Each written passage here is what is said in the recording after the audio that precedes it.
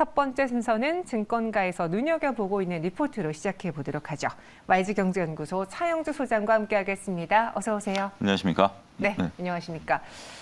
연말 분위기가 조금 나고 있긴 한데 시장에서는 거래가 그렇게 크게 되지 않는 걸 보면서 또 이렇게 1년 마무리하는구나라는 걸 좀 느끼게 돼요. 예, 아무래도 조금 주요 메이저라고 불리우는 펀드 매니저들이라든지 아니면 외국인 투자자들이 아무래도 우리랑 상관없이 휴가를 좀 가는 측도 좀 있는 것 같고 네. 더군다나 올해 같은 경우 호재보다 단기간에 악재가 좀 많죠. 대주 제피 물량이 내일까지 나오게 되고 또 내일까지 배당 물량도 또 들어와 줘야 돼요. 그렇죠? 내일 그러니까 혹시 배당 투자하시는 분들은 내일 사셔야만 배당을 받으실 수 있는 부분들인데 올해 아무래도 좀 매력도가 좀 떨어지다 보니까 큰 손분들이 움직이지 않는 것 같고 그러다 보니까 시장이 거래량이라든지 이런 거 그리고 별로 그렇게 특별한 뉴스가 또 없다 보니 관심이 좀 저조한 게 아니겠나 싶습니다. 네, 그렇다고 시장에서 아예 관심을 또 끌 수는 없잖아요. 그렇죠. 저희는 주식 투자자다 보니까 그런 시장 안에서도 눈여겨볼 만한 종목이 뭐가 있는지 오늘도 하나씩 파헤쳐 보겠습니다. 첫 번째 종목은요, 레고캠바이오의 리포트를 볼게요. 이게 끝이 아니다라는 제목의 리포트가 나왔는데 사실 차영석 시장님이 이전에 바이오를 갖고 올 때는 굵직한 기업들이 많았거든요. 네. 레고캠바이오 이번에 뉴스가 나와서 좀 뜨겁던데. 예, 그렇습니다. 한편으로 보면 오늘 리포트가 없어요. 리포트가 한 10개 내외에 남짓 나와서 네. 종목 선정하기도 쉽지 않았고. 근데 레고캠바이오 같은 경우 우리가 이제 매수 매도 의견보다는 투자자분들이 관심을 갖는 거고 또 관심을 가질 만한 뉴스다라고 저는 충분히 인정을 해서 조금 겸사겸사 들고 왔습니다. 여러분들 잘 아시다시피 이제 암젠과 우리나라 돈으로 약 한 1.6조 원 정도, 약 12억 달러 정도 기술 이전 계약을 체결했다라는 거죠. 레고캠바이오가 갖고 있는 어떤 그 플랫폼이라는 부분들인데 이게 지금 뭐냐면 항암, 그러니까 이제 그 암세포에 집중해서 붙는 거죠. 우리가 이제 보통 초기 이 항암제라고 한다라면 제 지식으로 놓고 이제 암세포가 정상세포보다 빠르게 이제 그 세포 분열을 하는 거거든요. 네. 그러니까 암이 쫙 커지기 시작하는 거죠. 우리 몸에도 이렇게 세포들이 자연적으로 이렇게 생성이 되는 건데 빠르게 이제 생성이 되다 보니까 보통 우리가 항암제 초기 항암제 같은 경우는 정상세포보다 빠르게 움직이는 세포들을 다 죽여버립니다. 그런 부작용이 뭐죠? 머리카락이 빠지는 겁니다. 우리가 이제 머리카락이 다른 세포보다 빠르게 진화하기 때문에 그러니까 항암제 맞으면 머리카락이 빠진다라는 게 항암제가 잘 듣는 거예요. 역설적으로 보면 그게 이제 꼭 나쁜 소식은 아니죠. 근데 그러다 보니까 또 다양한 부작용들이 생기다 보니까 그렇죠. 이제 표적 항암제, 바로 암세포에 붙어가지고 그거를 이제 죽이는 여기까지 이제 기술이 진화됐고 이번에 레고캠바이오가 만든 게 이제 그런 플랫폼을 만든 기술을 개발했다라는 거죠. 근데 이제 이게 전부는 아닙니다. 이 기술에 대해서 암젠이 상당히 높은 그 가치를 줘서 이제 그것을 이제 계약을 선점을 한 거죠. 제가 이제 거듭 말씀드리지만 글로벌 제약사들이 이제 신약을 만든다라는 게 막대한 비용을 투자를 해야 되고 거기서 얻는 성과가 미미하죠. 웬만한 약들은 지금 다 나와 있잖아요. 제네릭도 그렇고 바이오도 그렇고 그러다 보니까 이러한 그 글로벌 제약사들이 하는 것들이 자신들이 자금 여력을 통해서 우리나라라든지 심지어 인도, 중국 이런 데서 좋은 기술을 개발하면 그 기술 이전을 받는 거예요. 네. 그런 형태로 갖고 있습니다. 역설적으로 보면 국내에서 2, 3, 3상까지 간다라는 것은 이 메이저 업체 눈에 안 들어온 거예요. 이번에 우리가 내년 초에 이제 JP모건 헬스케어에서 우리나라 많은 기업들이 간다라고 또 뉴스들이 나오지 않습니까? 맞아요. 거기에 이제 가는 이유 중에 하나 거기서 뭔가를 계약받으러 가는 기업은 없습니다. 거기서 계약이 이루어진 장소가 아니에요. 대신 수많은 브로셔, 홍보물, 그다음 수많은 명함을 뿌리는 거예요. 그러다 보면 거기에 있는 사람들이 그걸 보고 얘네들이 이런 걸 했네라고 계약이 들어올 수 있는 거거든요. 어찌됐든 이게 눈이 들어왔다는 게 그래서 제가 레고캠바이오가 이 암젠이라는 회사에서 이 기술을 샀다라는 것에 점수를 주자라는 거죠. 단지 이게 이제 전부는 아닙니다. 약 12억 달러 계약을 했는데 이 기술을 가지고 전임상서부터 임상 실험이 들어갑니다.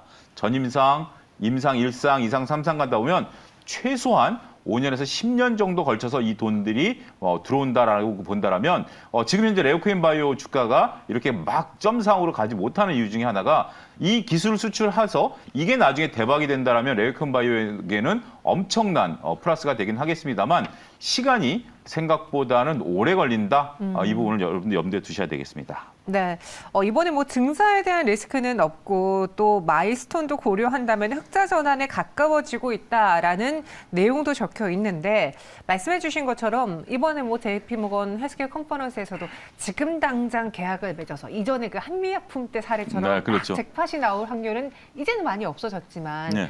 무언가 이번에 눈도장을 찍음으로써 추후에 파이프라인에 따른 무언가 뭐 기술 이전이라든가 또 다른 계약을 기대해 볼 수 있는 거잖아요. 예. 이 레고캔바이오가 그런 소스들은 많이 갖고 있습니까? 현재로서는 이제 리포트에는 그런 것들이 나와 있습니다. 올해 다수의 글로벌 제약사들과 물질 이전 계약을 체결했고, 그다음에 이거 지금 이제 암젠과 체결한 이후에 여러 가지 이제 추가적인 부분들도 연결될 가능성이 있다라는 거죠. 이게 우리가 상당히 좀 중요한 것 중에 하나가 뭔가를 큰 기업과 일을 해보면 수많은 노하우가 쌓이죠. 그렇죠. 어떤 식으로 보고서를 제출해야 되는지, 어떤 걸 해야 되는지 그렇다라면 아무것도 모르는 상태에서 아무리 기술이 좋아도 이거를 남한테 설명하는 것도 굉장히 중요하지 않습니까? 그런 노하우까지 레오캔바이오가 이번에 얻었다라고 봐야 되겠죠. 그런 부분들까지 보게 된다라면 앞으로 여러 가지 부분에서 이제 특별히 지금 현재 나온 것은 없어요. 근데 이제 그러한 가능성에 대해서도 리포트는 얘기하고 있다. 이렇게 좀 말씀드릴 수가 있겠습니다. 레고캔바이오의 투자 아이디어로는 뭘 챙겨보는 게 좋을까요? 제가 3페이지부터 쭉 둘러봤을 때 요거를 좀 설명해 줄 사람이 필요하다.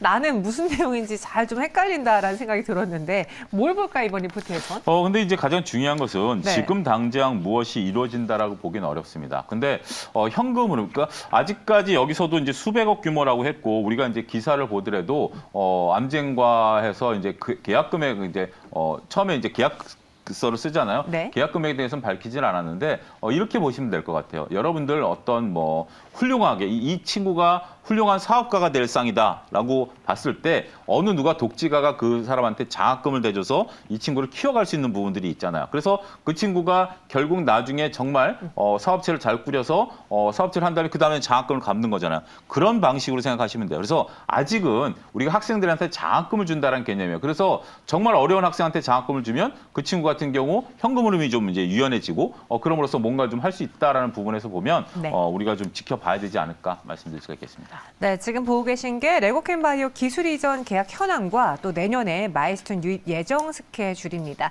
지금 당장 무언가의 결과물을 갖고 온 회사는 아니에요. 갖고 올 것으로 기대가 되거나 우리가 눈여겨봐야 되는 레고캔바이오입니다. 투자 포인트 잡아봤으니까요. 믿어봐도 괜찮겠습니까? 예, 그렇습니다. 근데 그래서 여러분들이 이제 레오캔바이오의 이런 것들은 굉장히 중요한 뉴스예요.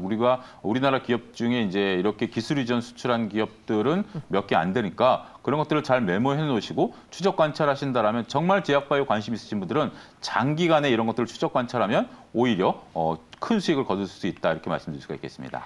긍정적인 긴 호흡이 필요하다라는 한 줄 평으로 답을 주셨습니다. 일단 이 뉴스는 나왔고 주가가 움직였습니다. 그러니까 앞으로 저희는 긴 호흡을 가지고 어떤 성과를 갖고 오는지도 주의 깊게 봐야겠습니다. 이어서 두 번째 리포트 볼게요. 이번에도 신한투자증권에서 나온 리포트인데 DLENC고 제목이 흥미로워요. 안정성을 얻었으나 성장을 잃었다. 이게 어떤 내용입니까? 글쎄요. 저는 리포트의 제목에는 동의하지는 않습니다.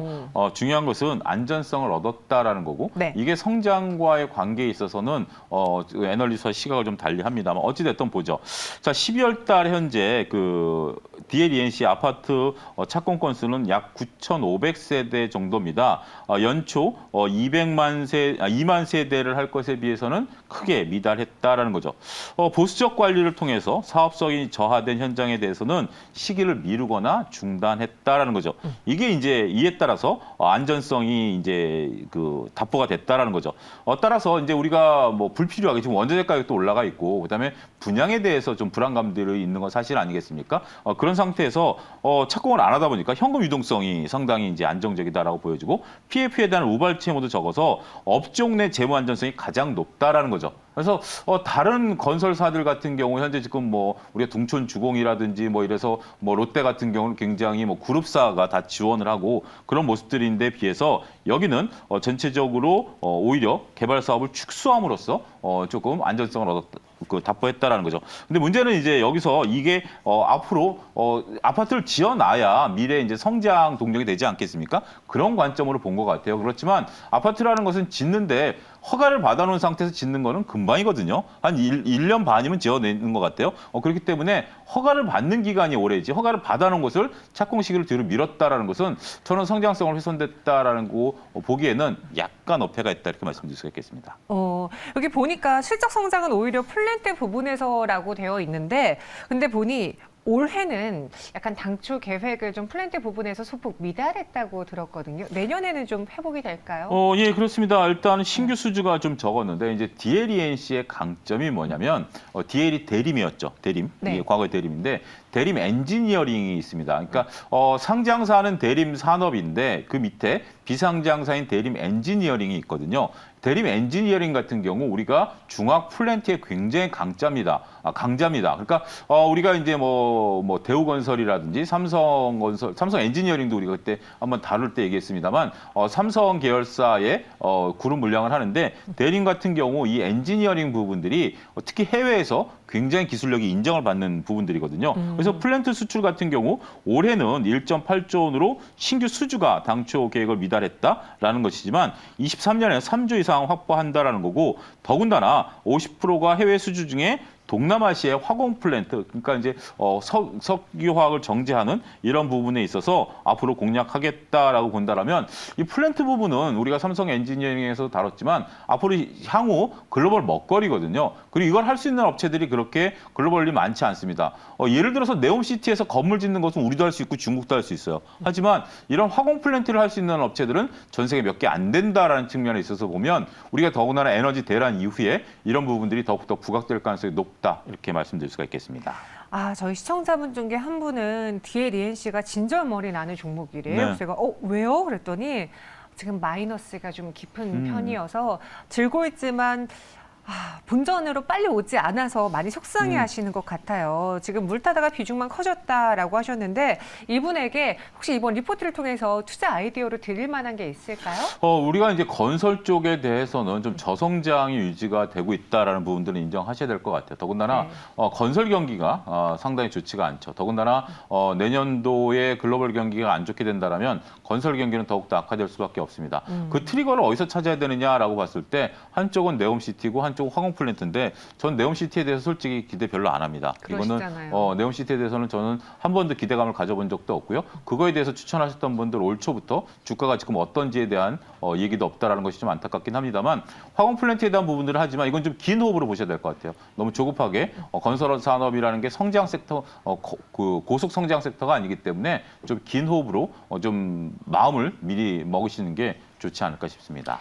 네, 긴 호흡으로 봐야겠다. 앞서 이야기했던 레고캠바이오와 같이 둘 다 긴 호흡으로 봐야 돼요. 물론 특성은 달라요. 두 그렇죠. 회사의 특성은 다르지만 긴 호흡으로 봐야겠다라고 했습니다. 이 리포트 마지막으로 믿어봐도 괜찮은지 차영수 시장의 한 줄평으로 정리해보죠. 대림 산업이 갖고 있는, 그러니까 DLENC가 갖고 있는 특성이 굉장히 그 회사 자체의 사풍이라고 그럴까? 이게 굉장히 보수적입니다. 근데 오히려 불황기에는 보수적인 게 빛이 나죠. 그럴 수 있죠. 뭐 우리가 소위 빛이 없는 회사 이런 것들이 나중에 향후에 이제 커질 때는 추진력이 있을 수가 있습니다. 따라서 우리가 이 리포트에 대해서 이런 보수적인 관점 믿어보자 말씀드릴 수가 있겠습니다. 네, 보수적 운용은 어려울 때 빛난다라고 한 줄평 적어주셨습니다. 지금까지 YG경제연구소 차영수 소장과 함께했고요. 오늘 설명 고맙습니다. 감사합니다.